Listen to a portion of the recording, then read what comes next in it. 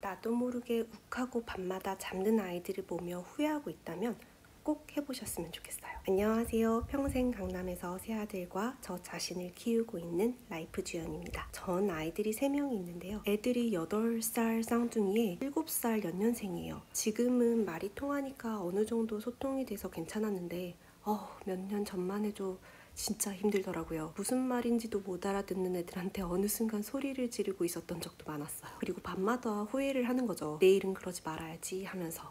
아마 영유아 엄마들은 공감하실 것 같은데요. 근데 그 다음날 안 그러냐? 아니요. 언제 다짐했는지 홀랑 까먹고 계속 짜증내고 욱하고 밤에는 후회하고 그랬어요. 이게 반복이 되니까 제가 너무 싫더라고요. 나름 여러 가지 많이 해봤어요. 상담을 받는다거나 육아 영상을 본다거나 책을 읽어본다거나. 근데 머리로는 이해가 되는데 이게 순간이 되면 말릴 틈도 없이 불끈 화가 나더라고요. 그러다가 알게 된 게 바로 감정일기인데요. 나도 모르게 욱하고 밤마다 잠든 아이들을 보면서 후회하고 있다면 꼭 해보셨으면 좋겠어요. 솔직히 말하면 전 MBTI 완전히 P 성향이라 즉흥적이고 계획이란 걸 세워본 적이 없거든요. 초등학교 때 일기를 쓰라고 하면 그거 아시죠? 미루고 미루다가 한 번에 몰아쓰는데 내용이 다 뭐뭐 했다, 참 재미있었다, 끝. 그 정도 수준? 그래서 보시는 분들이 뭐야 일기 쓰기야? 라고 하실 분들도 꽤 있을 것 같아요. 초등학교 때 제 주변에 저와 같은 사람들이 꽤 있었거든요. 그런데 거의 40살이 돼가는 지금 왜 어른들이 그렇게 일기를 쓰라고 했었는지 알게 되었어요. 저같이 즉흥적이고 충동적인 사람도 보면서 효과를 봤으니 부정적인 감정에 시달리고 자책을 많이 하시는 분들이라면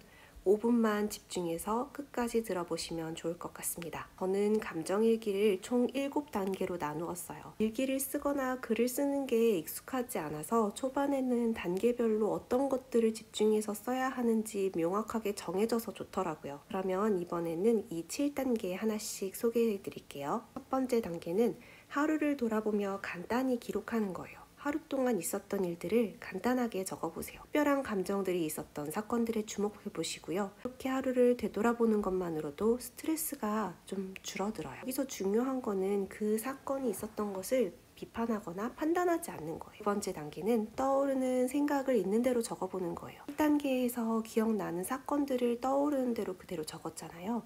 그 사건이 생겼을 때 들었던 생각들을 그대로 적어보세요. 연구한 결과 우리가 감정에 이름을 붙이는 것만으로도 뇌의 편도체 활동이 감소하다는 걸 발견했대요. 편도체는 우리 뇌 속에서 감정, 특히 공포와 불안을 처리하는 뇌 영역인데요.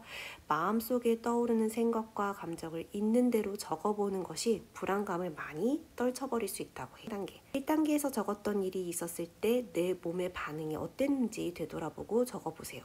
우리 몸에는 그런 일이 있었을 때 어떤 일이 일어났나요? 화가 났을 때는 심장이 빠르게 뛰었는지, 슬펐을 때는 눈물이 났는지, 근육에 힘이 들어갔는지 등을 느껴보고 적어보는 거예요. 4단계. 이 일과 비슷한 사건이 있었는지 과거 경험을 떠올려 보세요. 비슷한 감정을 느꼈었다면 그때는 어떤 상황이었고 어떻게 대처했었는지 적어보세요. 그때의 일과 지금의 일은 어떤 게 비슷하고 어떤 게 다른지 생각해 보세요. 5단계. 지금의 상황과 비교해 보세요. 자, 이제 과거와 현재를 비교해 볼 시간이에요. 그때와 지금 상황은 어떻게 다른가요? 나는 어떻게 변했을까요? 그리고 나는 앞으로 어떤 선택을 하고 싶나요? 6단계. 생각을 새로운 관점에서 바라보세요. 이 단계에서는 조금 더 유연하고 열린 마음을 가져볼 거예요. 이렇게 인지적으로 생각을 재구성하면 부정적 감정을 효과적으로 줄일 수 있대요. 같은 상황에서도 우리가 어떤 마음가짐을 가지느냐에 따라 다르게 느껴질 수 있어요. 그 상황을 다른 누군가의 입장에서 바라본다면 어떨까요? 또 다른 긍정적인 면은 없었을까요? 생각의 틀을 한번 바꿔보세요. 7단계. 10단계의 과정까지 하고 난 후 지금의 감정을 적어보세요. 그리고 이 과정을 통해 떠오른 새로운 감정들을 알아차려 보세요. 화가 좀 누그러졌나요? 혹시 희망이 보이나요? 어떤 감정이든 그냥 솔직하게 떠오르는 걸 적어보세요. 매일 밤에 5분의 감정일기로 부정적이고 욱한 감정을 내려놓을까요? 뇌과학적으로 입증된 7단계 감정일기를 써보고 싶으시다면 아래 고정 댓글로 신청해주세요. 내 감정을 인지할 수 있는 2m와 감정일기 양식을 보내드릴게요.